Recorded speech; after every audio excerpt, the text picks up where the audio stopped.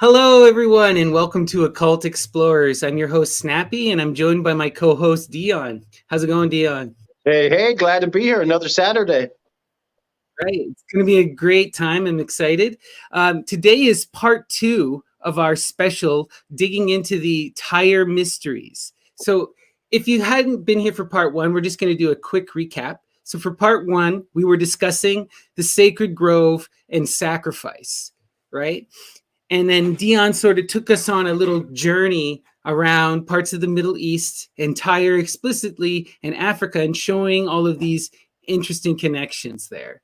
And where we're going to go today is we want to try to get to these Myrrh-bearer figures that we see in the Bible, and they're connected to the goddesses. So last time we were also talking about specifically the goddess Astarte and her role in the sacred grove. So I want to know, Dion, what's going on with these goddesses throughout this area?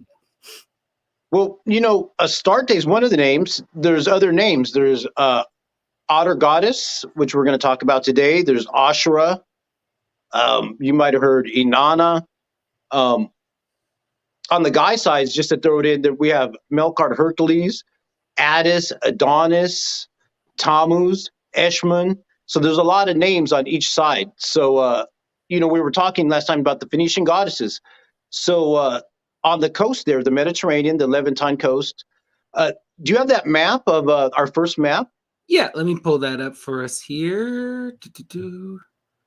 Okay. Oops, we gotta go back to the beginning here. Sorry, guys. Here we are. Yeah, this is Turkey right here, modern day Turkey, and we're going to talk about a goddess. Otter goddess is her name, Atargatis, and she's has elements of a fish, supposedly like fish scales or fish feet. And she has a couple cult centers. One is down in Israel, one is here in Turkey. And before we go there, if you go to the top of the map there, if you notice where the water is, the Baltic Sea at the top there, there's a place called Trabzon. Yeah, Trabzon. It's right next to Rees, if you look at the top of the map. Trabzon, Rees. And that's where they've found an ancient underground city there. And they also have fish temples, because today we're going to be talking about these fish temples. And they also have something special there, which is called the mad honey. You might have heard of that mad honey made from rhododendron. Yeah. No, you were mentioning that to me. That stuff sounds amazing. Yeah. And that's also next to Georgia and Colchis right there. We'll talk about that in later episodes, how that connects to some other mysteries of Medea and stuff. So if you go down, you'll see that red dot down towards the bottom, and that's Ufra. Yeah, Senil Ufra. Yeah, in modern day times. And that's one of the outposts of Otter Goddess, this ancient goddess priestess. And she has a lot of different characteristics. If you can go to the next picture. Yeah, let's take a look here. This is her fish temple. Oh, wow. And it's a pool with these sacred fish. And in ancient times, you couldn't touch the fish, and only certain people could touch the fish. And she had a special priesthood or priestesshood, you could say, and they were cross-dressing, made of castoratis. And they would ride around on donkeys with these crocus-colored robes, with purple and crocus-colored robes. And if you know, those colors are crocus and saffron are psychoactive, and the purple, the mollusk. And like I said, they would hang out in olive groves and fish temples there, this cross-dressing priesthood of Otter Goddess. Maybe you can go to the next picture. It's amazing. I just wanted, before we do, I wanted to ask you, because you were talking to me about some of these psychedelic fish that were existing in the Mediterranean and whatnot. Oh, sure. So now the fish there, in modern times, they're carp. But in ancient times, people are putting forth that they were called the dream fish, which is known as Salema sarpa or porgy. And it's up on the coast, and they sell them in the markets there in Turkey. You can buy them, and it's on the coast down by Israel. They are hallucinogenic. They have some type of toxin in it that they produces only at a certain time of the year, not all the time. and I think it's when they're mating, at a time when they're mating, and people get high off it. And there's reports, and there's even warnings. Yeah, And well, in the article you sent me, there's even speculation that it contains an MAOI as well as DMT, all within the fish. but both in the same fish. Yeah, I didn't even get that far in the article, but you never know. But hey, when you combine that with the purple mollusk, you got all the elements anyways. Right. And the priests are that's part of the priesthood of the otter goddess priesthood is the purple, the mollusk, the crocus. People are saying the dreamfish. Like I said, they ride on donkeys, hang out in olive groves. Sounding familiar? Anyway, let's continue. And they also, that's one of the priests right there. The priestesses are priests of otter goddess. And they're also in Cyprus as well, the island of Cyprus. Okay. And Cyprus is also connected to them, not just with the goddess, but also in terms of drug use. And they were producing opium in these little jars, and opium, and shipping them to Israel because they found a big cache in a burial ground of these opium laced jars, but they figured out that it came from Cyprus. And so there was a trade going on back then, back in the day. It's part of the Phoenician trade. So, we didn't mention Cyprus in the first video. We forgot to, but there's a whole trade going along with them, with the mollusk and opium as well. Well, they were there on a Phoenician map. They were there, but we didn't specifically single them out. Yeah. Let's go down to the next map. All right. And you can see right there where it's circled, that's Tyre. And if you go down to the bottom, it's hard to see it from right here, but it says Ashkelon. And that's that's in Israel, modern day Israel, and that's the other center of otter goddess. If you could go to the next image. Okay. And right there, and those are the ancient Crusader walls, because the city of Ashkelon in Israel, modern day Israel, has a ancient history, a Phoenician history. It has Egyptian history, Crusader history, biblical history, as well as they had the fish temples there, supposedly with the dreamfish, because on that coastline is where they have the dreamfish. Amazing. And as well, they had several different cults. And one of the cults they were called the God Resurrectors of Dionysus. This was also a Dionysus outpost they found on writings. And I had mentioned a word last time and messed it up, of course, agersis. Well, on these writings, this is agersis etheoi, meaning if I'm translating it correctly, the God Resurrectors, the bringers of back to life. And they found this on these several steles there in burial grounds, and one of the other cults that's connected to that cult as well is Urania of Scorpion. If you can go to the next image. Okay, wow. So Urania, that's like huge. Well, she's the patron, right? She's the patron goddess of Ashkelon at that time, was Urania Aphrodite. And there was different versions of her. And here's one version on this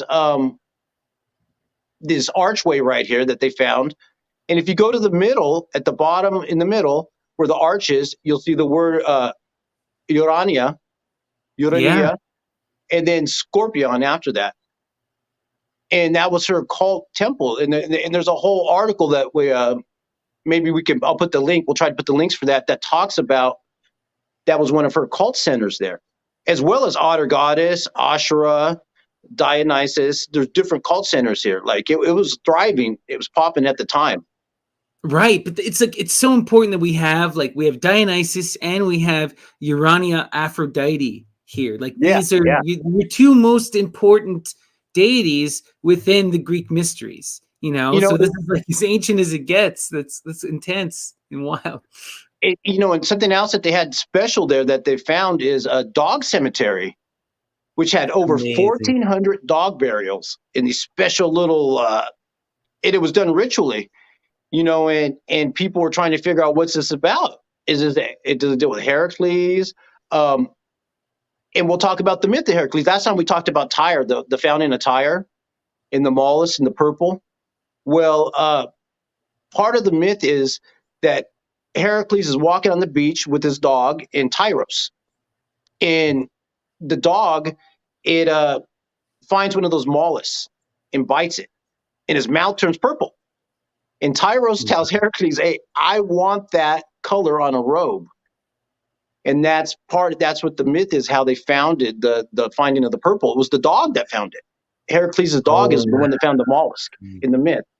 And so they say that she wanted that. And so, let's go back to Ashkelon and go to the next picture. Yeah, I also just keep thinking, like, when I think about these god, like this goddess figure, right? In dogs, there's Hecate from the Greek pantheon, who's seen with 3 dogs. Diana, like Diana and Artemis, who's usually depicted with dogs, right? So, like, this is a very powerful pagan symbol as well. But yeah, let's go to the next one. Yeah. Oh, here's another image of Urania. I don't know if you can't zoom in and see it, but the people at home could. It says sorry. It says her name is Urania, Aphrodite, Medusa. So she has Medusa at the end of her title, and this one is from the Baltic area that they found a version of Urania. And like I said, it's Aphrodite and Medusa at the end of the title, because there is a connection with the snakes and the fish women and these certain connections going from the Baltic Sea down to Ashkelon. That's what you're finding with the otter goddess, because she has her temples there. And there's only so many of them. They're at, like I said, Ashkelon, Cyprus, Ufra, Trabzon, right by the Baltic Sea, right there on the coast of the Baltic Sea.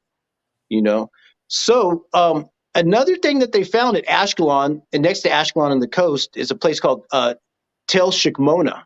If you can go to the next picture. Yeah. Okay. And you'll see that right there. Go to the next picture right there. Yeah. And these are the dye pits. And so there's dye pits next to there, because we're talking about the mollusk, and people think the mollusk is just the purple. Up in Tyre and the Phoenician are Ugarit.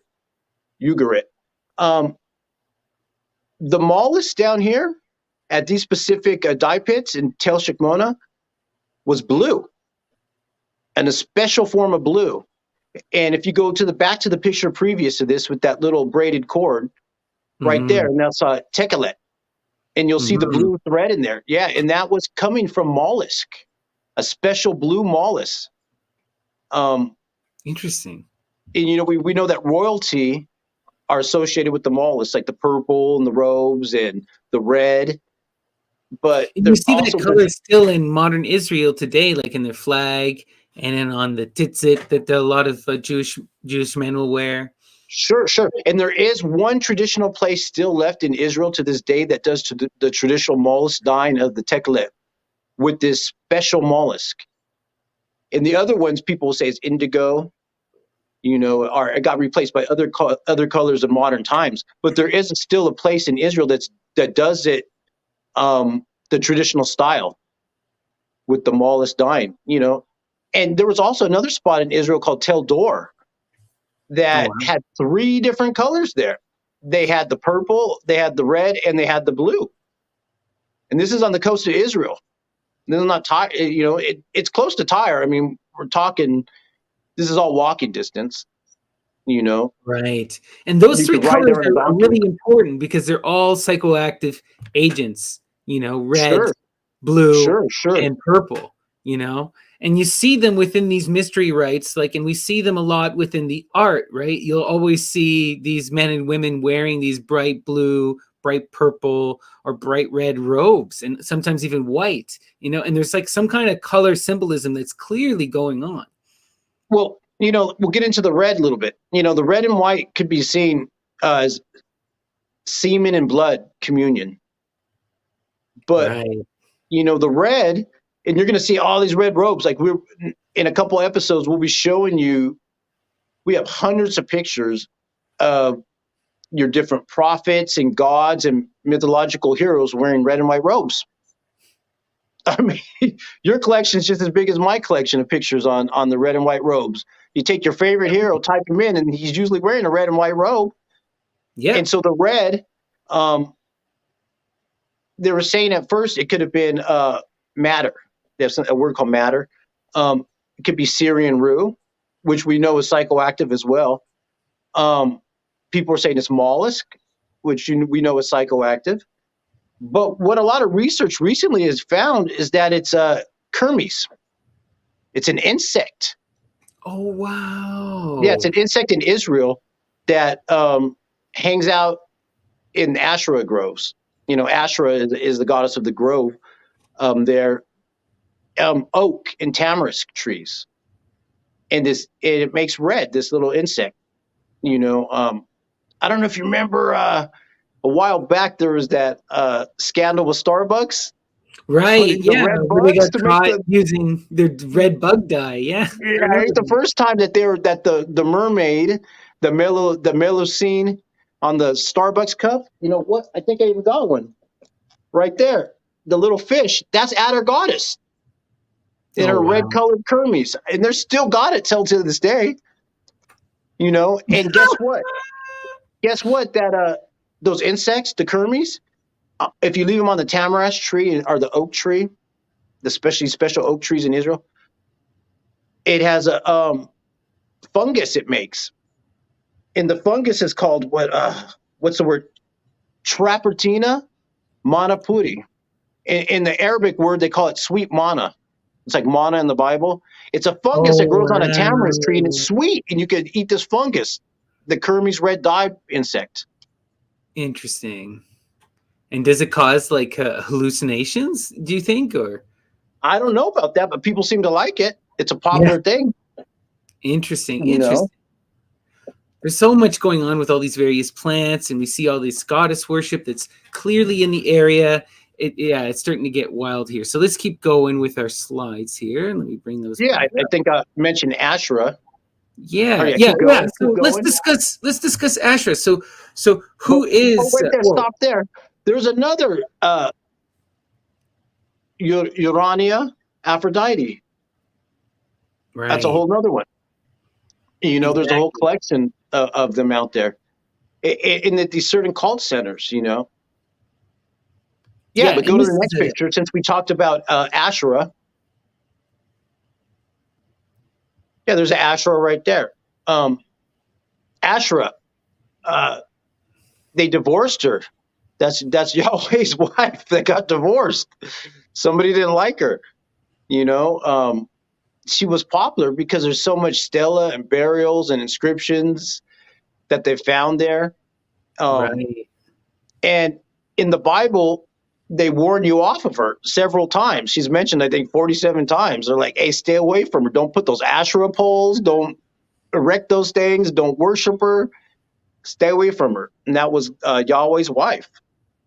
Yeah, and she's also associated. I know that she's also associated with the trees itself, you know, and she has this connection to the sacred groves. And then she's also related to these pedestals and these poles that you would have placed within the temple. And there's even some speculation that the ark, which contained the covenant itself, would have been considered like an Asherah pole or like an Asherah object. You know, it's really interesting with this stuff. But like you're saying, there's been such an erasure, a removal that has happened, you know, or like everything has been about, you know, the Yahweh, and everything comes out of Yahweh, and everything is just an emanation, and anything feminine gets kind of erased. But like just on this image here, I keep thinking, because we've been talking so much, like, are those dogs on that iconography at the top, left and right? If I'm correct, they're rams. Okay. Or like elks or something like that, if I remember correctly. And then there's clearly some type snakes. Of those are the snakes at her hips, you know, definitely. And she's connected to El. El's it could be her father, or it could, sometimes I've seen El as her husband as well. Yeah, that's what I was about to say. Like, they mix it up in different ways for its sister wife, father, daughter, wife, they all mix it around there. And, and El's a big part of the story because El also gets kind of divorced out of the story. His name gets added into titles, but it's at a certain point, Yahweh doesn't need El or Asherah anymore. If you could go to the next picture, yeah, and we'll talk a little more about Asherah. Asherah in one tradition means sea walker. She walks on the sea. In one term, because she comes from a place called Lake Kinneret, which in modern times is called the Sea of Galilee. That's supposed to be Asherah's birthplace, is the Sea of Galilee. And there's different traditions that say like they see her walking on the sea across the Sea of Galilee, this goddess, and she's synonymous also with Astarte, otter goddess that we're talking about. These Phoenician sea goddesses are water goddesses as well. And with this picture, this is based on the birth of Adonis, where supposedly she gets with El, her father, and she turns into a tree, a myrrh tree, and then gives birth to Adonis. Amazing. This is one of the myths out there on Phoenician tablets they found. Wow. And so at this lake, this is the Galilee Lake. This is supposed to be her lake where she's a myrrh tree. So she's myrrh and she's at Lake Galilee. And there's also somebody else that is myrrh at Lake Galilee. If you go to the next picture, yeah, the Myrrhbearers. And that's Mary Salome. That's her lake. And this is where we get into the biblical traditions.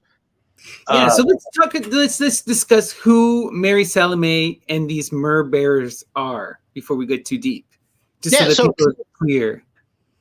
Yeah, in the Bible, there's a tradition of different ladies that have myrrh, spices, embalming spices, anointing oils.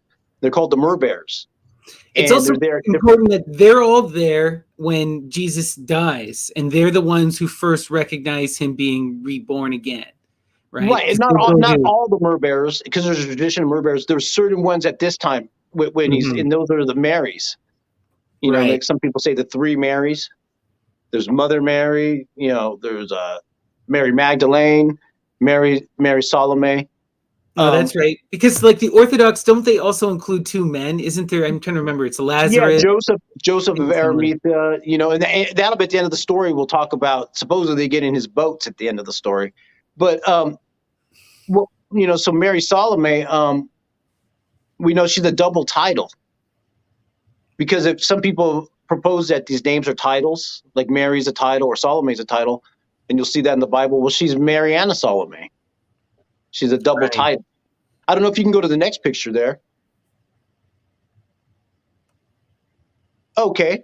Well, or do you want this one? Or? No, there's a picture of her in her boat. Oh, that's at near the end here. Oh, it's not even in there. Okay, I guess it's not in there. We don't have a picture of her in her boat. Oh, well, sorry about that. Yeah, but you can go to the last picture, and that'll show actually it's her in a boat. Okay. Oops. Right there. Okay. And so in a lot of the images of Mary Salome, you could see she's in a boat, and she's arriving in a boat, and she's at the Sea of Galilee in a boat. They had a fishing fleet. That's what they'll say in the Bible, that they had hired workers in more than one boat. They had money. There's a tradition. It's called the women of means. And these are women in the Bible that have money, and they're kind of like priestesses, And so it's a secret tradition. And so let's go back now to where that temple was. I also just want to say, like with Mary Salome too, right? Like she's also the mother of, it's John the Beloved, and who else is she the mother of? There's twins. I'm trying to remember. Yep, I'll talk about that right now. So you go to the next picture, and this is the temple. And so, all right, this is the temple at Capernaum, on the edge of Sea of Galilee. And now this is the story of the biblical story. So we're talking, this is Mary Salome. And in the Bible, she has twin sons, which is James and the beloved John. And when they meet up with Emmanuel, you have Jesus is also called Emmanuel in the Bible with the ending L at the end. And there's this whole tradition of L's at the end of words, because this is Yahweh's father, El. Just like I said, he was divorced from the relationship. They got rid of the wife and the father. And so there's traditions that'll say that Jesus, Emmanuel, is from the tradition forever a priest in the order of Melchizedek. And people say that's Melchizedek, like Melqart, Melchi. Right. Hercules Melqart again, like we were looking at last episode. To Phoenician traditions, and that's only 30 miles away from there, remember, where Melqart is. And even closer, because Melqart is the god of some of these mountains there, like Mount Carmel, Mount Tabor, Mount Hermon. That's where they fight these battles to kick them out. Elijah fights a battle to kick him off of Mount Carmel, Baal Ammon. But in the Sea of Galilee right here, it was thriving back in the day. 30 miles away from Tyre. This is the Temple of Capernaum. They talk about where the money changers were, where Jesus overturns the money changers. They're excavating it, and you can see it wasn't just this little rustic fishing village, and they weren't fishing on little rafts. These are boats. These are Phoenicians. They're connected to Phoenician stuff.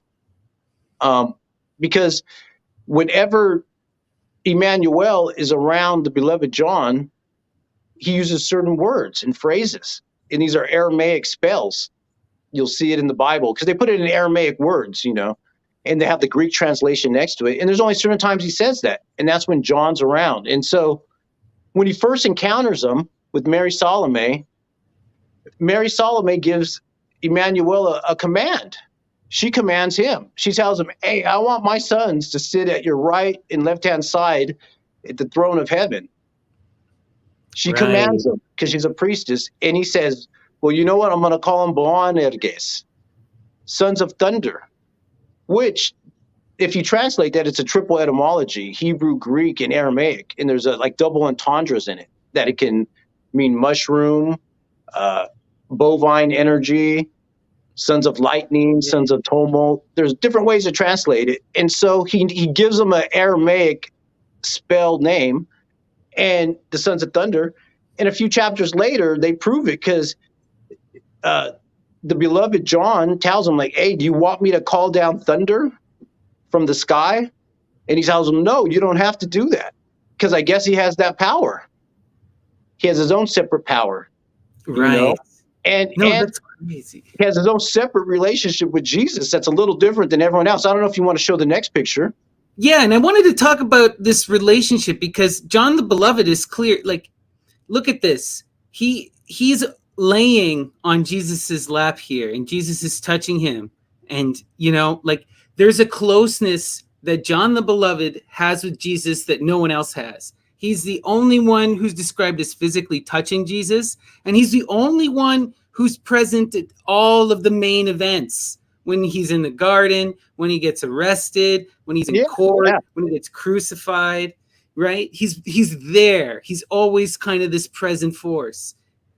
Well, if you notice the robes, they have a robe reversal right here. Jesus is wearing a red and a blue, and John has a red and a blue, but it's their inner and outer is switched. Right. And you'll notice that with these different, and we'll talk about that later with this other robe reversal, and if you even go to the next picture, I think we got another one of them close on each other. Yeah. And, he's holding an alabastron there. If anybody knows what that is, I won't even mention. If you want to tell them what it is, it's only for people who know what that is. But No, we need to talk about these things. So an alabastron is a medicated device that would be administered rectally to administer drugs through the rectum, because you got to remember, right? Most drugs are going to make you sick. They don't have needles back then. The safest way to administer drugs is rectally. So that's what they're doing. That's what that is. It's a magic wand in a sense. And, a lot of this would be sexual as well, so you could describe it as a medical dildo. That's it's a fair thing to say. And even the other disciples would get upset about his relationship with Jesus, because he would talk to them different and hang on them, and even he commanded them. Like one time, he gives them a command. He tells them, he tells them, Jesus, we want you to do what we say. And he goes, okay, I'll do what you say. And he goes, we want to sit at your right and left-hand side in heaven, the twins. And he tells them, well, hey, are you going to drink the same cup I'm going to drink? And they said, yeah, we can drink the cup.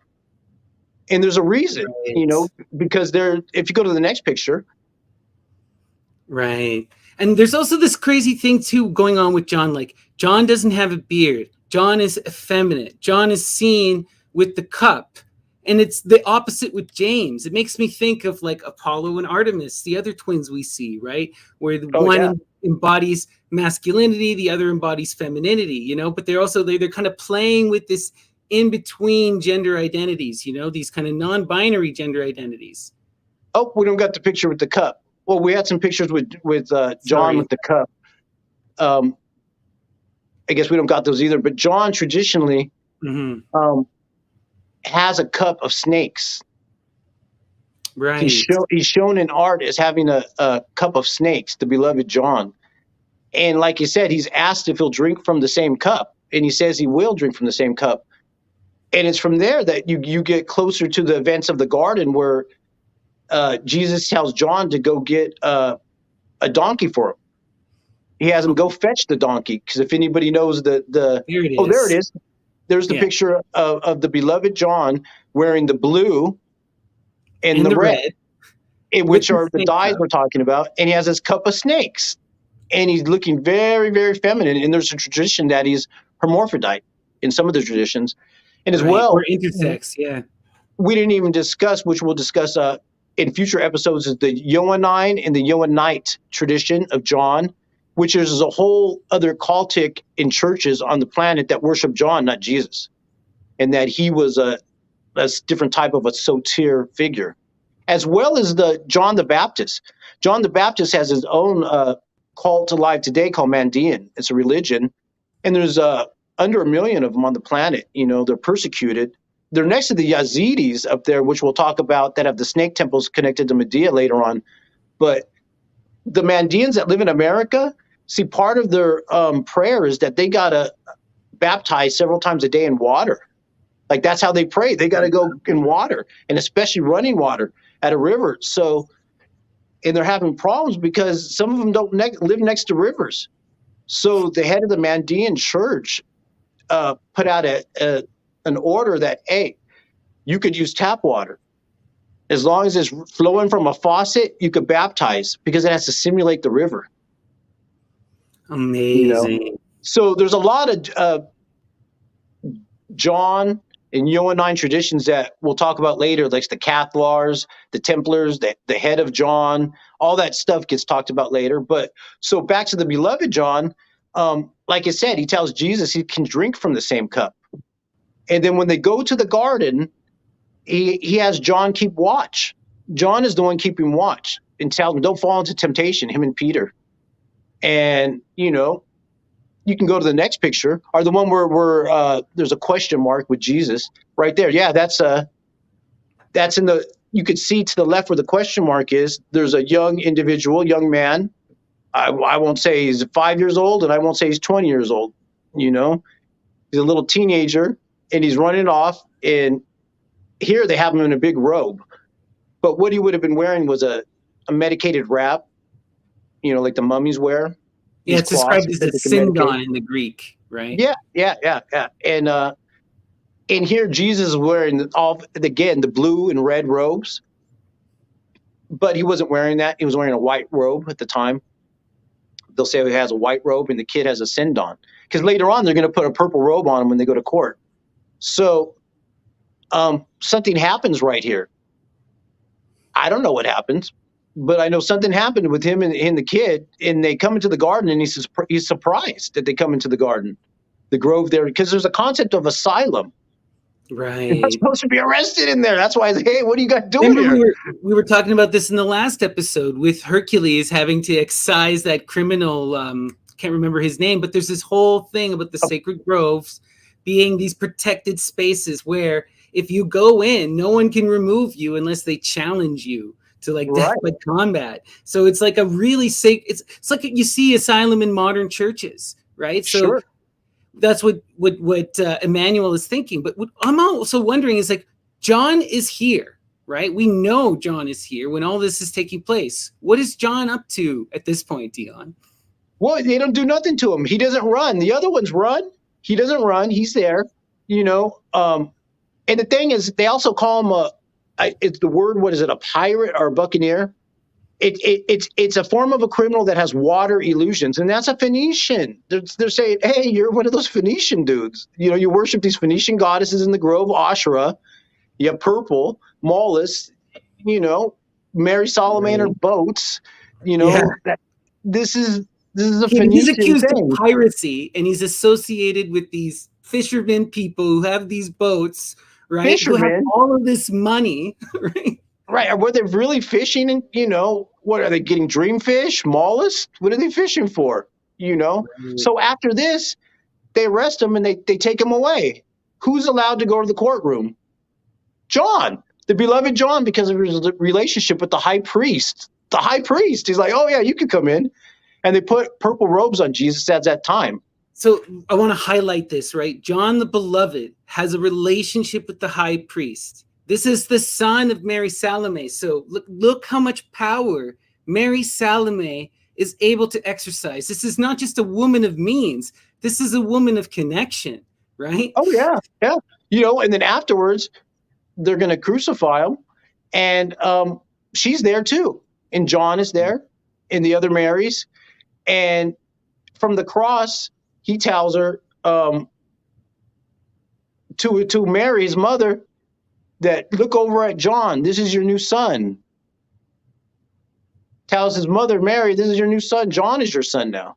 That's what he says. And then he says the thing on the cross, the Eloi, Eloi, which is the El. He's saying God in El form. He didn't say Yahweh, Yahweh. He said El.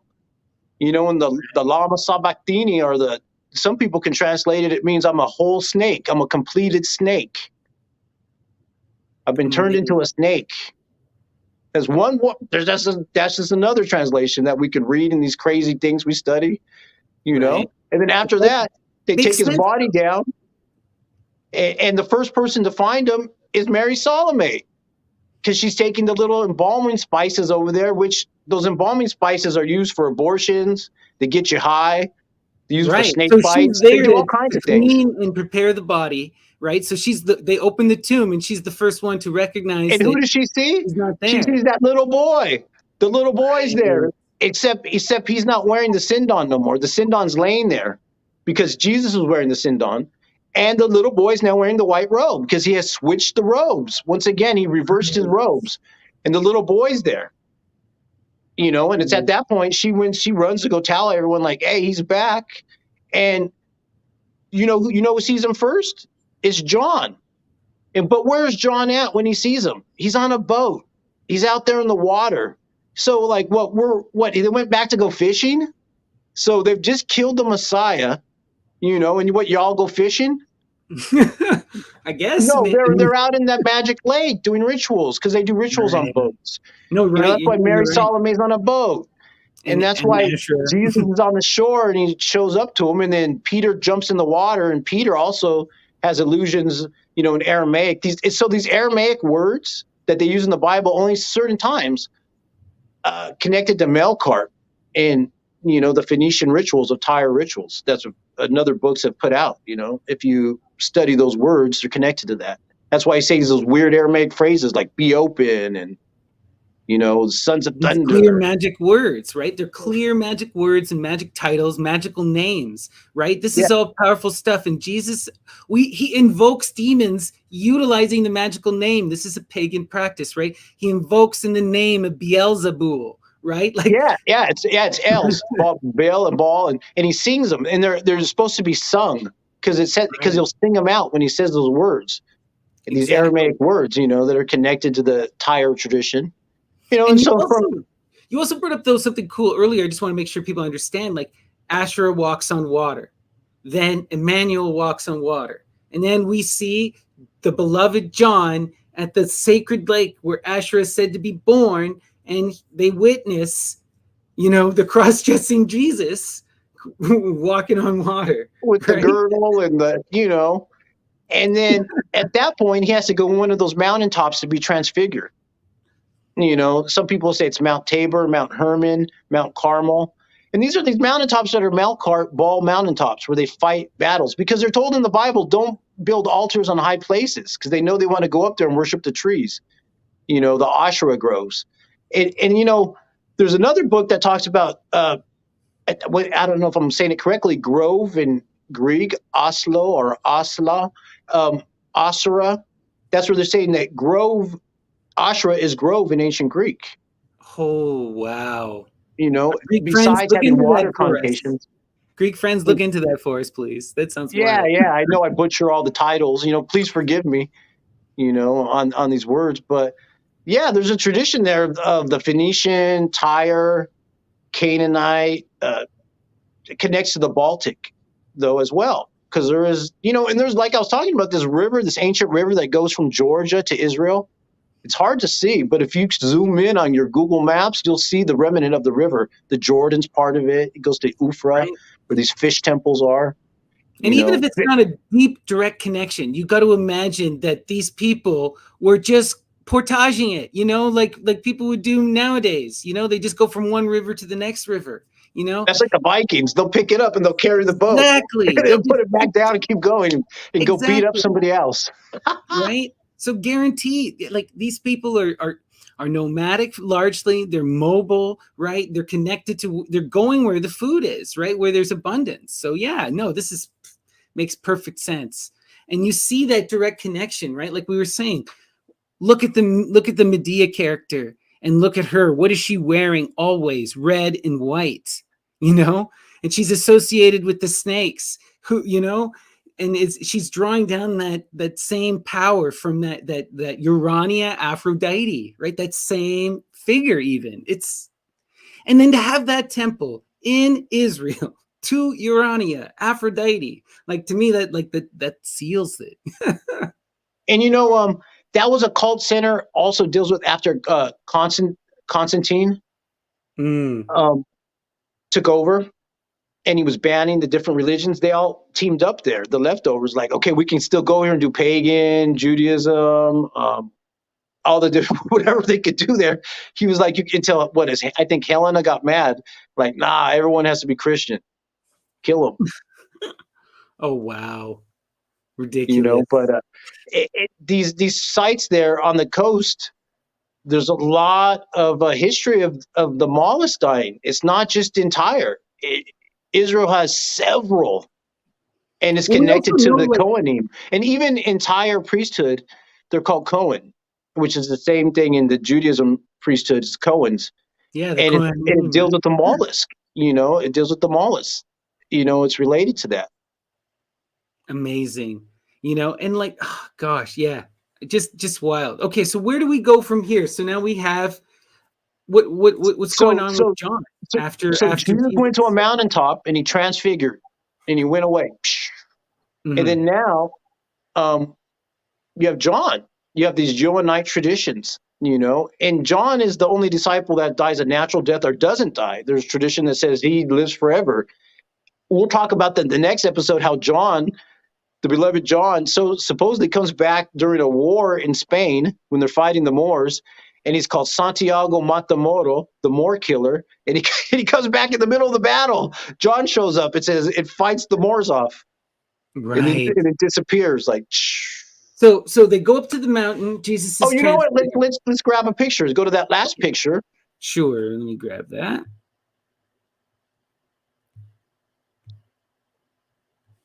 This one? And so this picture is a picture of, all right, so after the crucifixion and transfiguration, there's traditions of Mary Magdalene, Mary Salome, Joseph of Arimathea, John the Beloved. They go to Alexandria and they get on a boat and they go to Europe. People say they either go to Spain or France, Marseille. And these are these ancient Phoenician spots that we were talking about before off the coast there. Remember, we talked about that temple of Heracles and Cadiz, right? And we said Marseille is an ancient Greek settlement. Like, well, I can't remember. You told us the origin of the name. It was Yeah, well, some pretty people will say it's Mar-El at the end. It's right. Marsa-El, these L's at the last names of things. This painting is of Mary Salome arriving in France. There's all Amazing. kinds of them. So we got all these paintings, and the paintings are cool because they have all these symbols. You can interpret the paintings because during the 1500s, 1600s, all those times, they had to hide the esotericism in the paintings, in the poetry, in the prose, because the Catholic Church or Well, whatever, I just find it all amazing, churches. like looking at this painting, right? Like you're saying, she's wearing the red robes. Okay, she also has the green. Then the person behind her also has red robes and blue, and then they're both carrying some kind of incense burner. Yeah, and So those are the Myrrhbearers, and those are what's the word?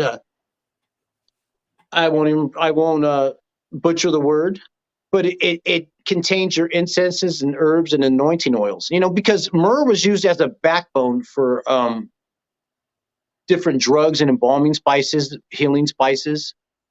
The resin, it's a resin. You know, right, sometimes they call it the tears of like little myrrh tears. And you can mix that with your other compounds, and it'll help coagulate, bind it, bring it together. And there's some people that say myrrh actually helps break down the other ingredients and accelerates the absorption. You know, and yeah, and some no, of the for sure. ingredients they're putting in there was cassia, cinnamon, nard or spikenard, Well, we myrrh, know they were for sure frankincense. using the frankincense, and like Yeah, my brother David, he works for a pharmaceutical company, and they've been working with frankincense to isolate the hallucinogenic and psychoactive compounds yeah, and yeah. reproduce them in a more digestible form. So, like, we're still going to these compounds and utilizing them now in modern pharmacies. So, The best myrrh they were getting was from Somalia, Punt. The rue was coming from Syria, like all out through the region, the Middle East and Mediterranean. Different spots had different things, and they would trade you. Like, well, I'll trade you some of my myrrh for some of your mollusk, and I'll trade you right. some rue for some. And then, see, mushrooms are a big part of it. We didn't mention mushrooms, but we have images of ancient mushroom use, and not just and it's the Amanita muscaria is there, not because it And that's the necessarily red grows and there, white because it was coloring traded. again. They were drying them and turning them into buttons, and they would trade those, you know, and Right. and you'd like put that into water and it'd come back to life and expand, like psh, it'd blow back up. And so there's a lot of history of the mushrooms there too. I mean, the Tyre thing, like I said, think of it as your pharmacy of olden times, and they had everything you could Right. What's have. important, like again with the Amanita muscaria that we look at, it has the red and white, and we Yeah, see this iconography. Like people have already talked a lot about. If you look at the Siberian shamans and how they would dress up like Amanita muscaria, and then that figure becomes transfixed into our modern Santa Claus. At least that imagery of the red and right. white And robes, but and for the how did they Spaniards, it was like, metabolize it? How yeah, did they metabolize it? They had to drink the urine, yeah.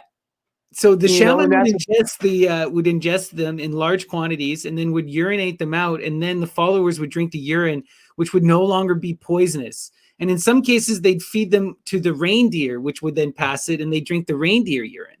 well, what happens is it also metabolizes the DMT, making it bioavailable to the body. And Oh, successive runs of drinking the urine makes it stronger each time. See, in the Siberian mythos, there it's like the gulag up there. If you know what the gulag is, it's cold. right.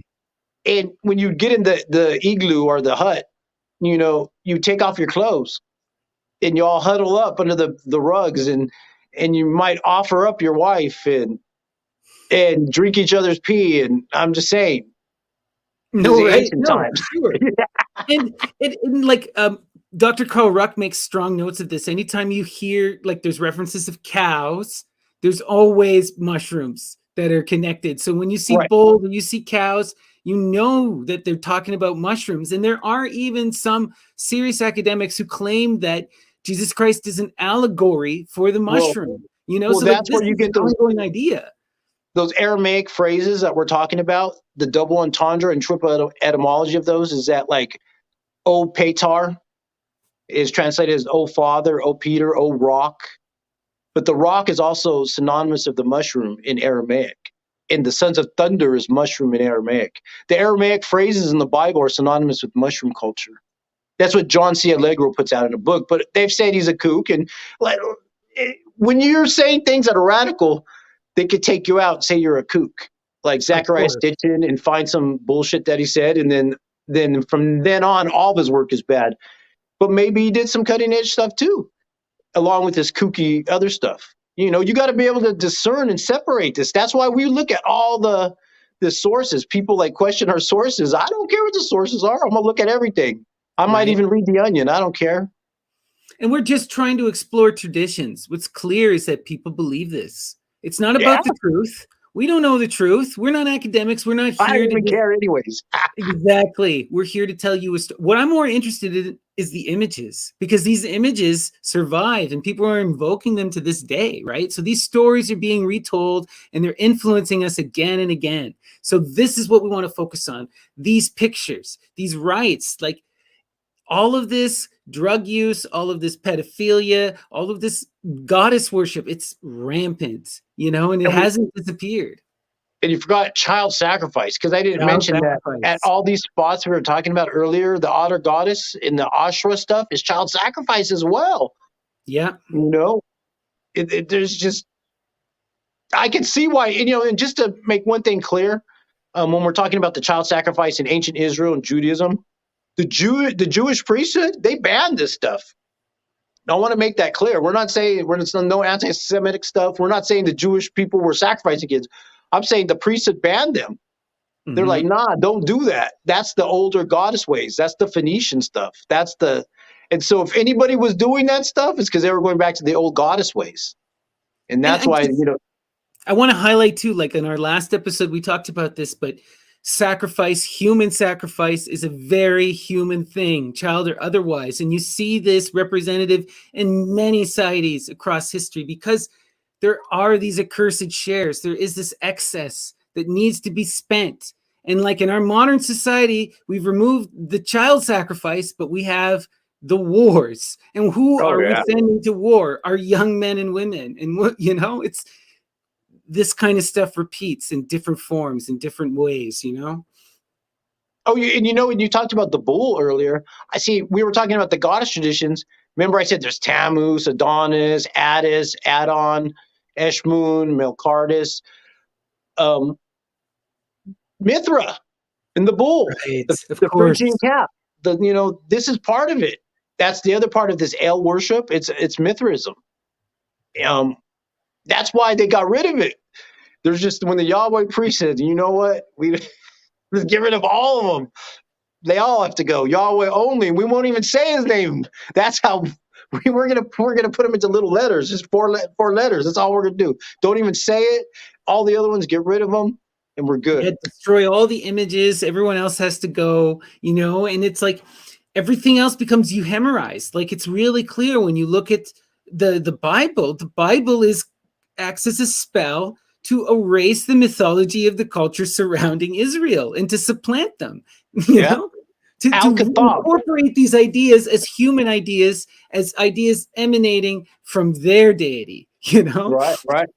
And you got the term Al-Kitab, which is a Muslim term, people of the book, because they're supposed to be nice to Jews and Christians. Muslims are, because they all believe in Abraham.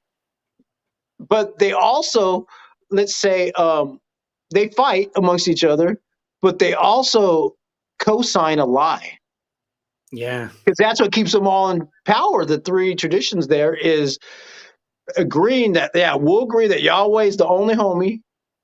We'll get rid of everything else. We'll agree on that part. And then that gives us our power over our people in our successive regions, and we'll go from there. Yeah. You know? And they also all agree on the certain things, like the death of the image, right? Like images are, yes, you do have them maintained to a certain point within Orthodoxy and Christianity, but it is not the same way that they are in paganism, right? Yeah. And it's explicit that there's a divorce. Even though you don't see the same orthodoxy you get in Judaism or Islam, Christianity still divorces itself from the image fundamentally, right? And like, it's very clear. Like I was reading this work by Alain Danilou a little while ago, and one of the things he brought up is this historian from the 5th century, Orosius, who's a Christian, and he says all that is evil is pagan, right? This is what they believed, everything, the satanic, like what we think of Lucifer and Satan, this is everything that is pagan, that's what it comes to represent, and you see this agreement largely within Judaism and within Islam about what is pagan. They may still dislike each other, but they definitely hate the pagans, Yeah. Elaine Danilou, I love that book. What was it? Shiva and Dionysus. Yeah. That, Gods of Love and Ecstasy. Must that's read. one of the first books that set me on the path, back in the day, was that book. Same Because here. we didn't have internet when I started this stuff. We would read. Back in the day, I used to go to one place was called the Bodhi Tree Bookstore. And this was back in the late 80s, early 90s. And it was in a house. They had a bookstore in a house, and they gave you free tea, hot tea, and you get a free cup of hot tea. And each bedroom of the house was a different mythology. Right. One room was Indian, one room was Celtic, Druid, another's witchcraft, and, would go around to Yeah. the different rooms. No, that's amazing. Like for me, what turned me on to Alain Danilou, and I love him. Just to go on the side, like first I had this amazing teacher named Harsh Deheja, and this is a book here. This is all about Shivitism, which is worship of Shiva and Kali as one, right? Yep, And yep. this is kind of the main myth is the Parvati Darpana, which is the marriage of Shiva and Shakti. Anyway, so this book like changed everything for me, opened up my entire eyes to the Indian tradition. And from that, I started looking into anything Shivite, and it led me to this book, Alain Danilou, Shiva in the Primordial Tradition, which Yep, is yep. amazing, where he goes back and he argues, that Christianity is akin to Nazism and to Marxism. And it's, it attacks and destroys this ancient, he equates Shaivism and the Dionysian rites into one belief, right? And one ancient belief that's kind of primordial, hence the primordial tradition. And the key to this belief is the image and the wholeness of the body and the cyclic nature of just reality. Anyway, just hold on one second. I'm gonna fix my phone here. It's going on. Oh, and I'll tell you folks, in future episodes, we're going to talk about India and how this relates to these Tyran mysteries in terms of the fish temples. There's fish temples in India and these traditions. And in episode 3 and later episodes, we're going to talk about how the Roma people, the gymnophysists or gymnosophists, different people coming from the east, coming to that area there in Egypt and Israel, and ends up in Europe. Yeah. There's these traditions. So you'll be expecting that we're going to talk about fish temples in India and robes and dyeing and ancient psychoactives.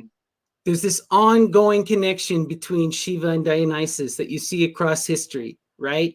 And it's clear, like if you study the Roma people, right, they're still worshiping Shakti as Kali, right? And that survives with them. And it evolves, it becomes Catholicized. But then when it makes its way into France and into Spain, it merges with this Mary Salome tradition.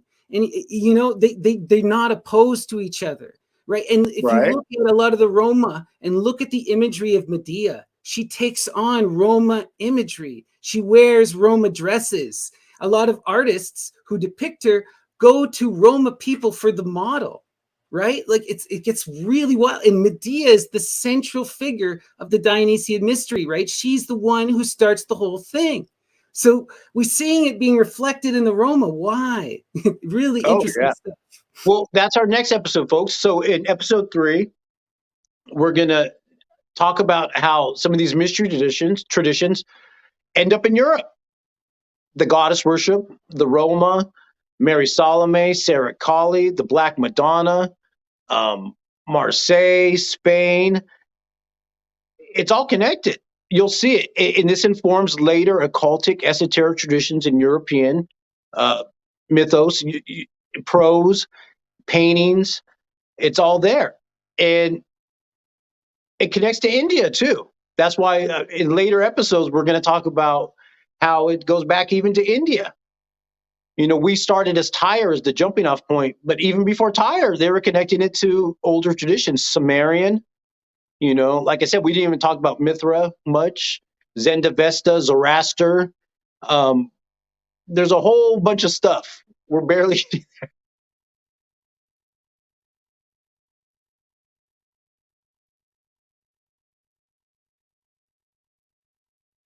Snappy, your mic is muted. Oops, sorry. Yeah. What I was saying is that some scholars like Elaine Danilou, who we're just talking about, take this rite and this religion all the way back to Mycenaean Crete. And then you look at someone like Ludwig Klages, who takes it back to the ancient Pelasgians in Greece. And Dr. Ammon does the exact same thing. So there's this hotbed that's happening in Greece, right, with these rites, and then they kind of spread out, and the Scythians are key to this too, because the Scythians conquer large parts of India, right, and they come into contact with the Greeks, so the world is far more connected than we were led to believe. Well, I hope you guys had fun today. Join us next week. Make sure to like, subscribe, share, tell your friends. If you enjoy this stuff, we're barely getting started. The world is a big, mysterious place. It's fun, intriguing. So yeah, thank you for tuning in, guys, to part 2, and where we discussed the Myrrhbearers, right? And where we left off, we're now right into Europe. So for part 3, that's where we're going to take you. Where do these groups exist in Europe, and what is this Indian connection? So thank you again, everyone, and have a wonderful Saturday. And we're Occult Explorers. Okay. Oops. Bye, everyone. Sorry.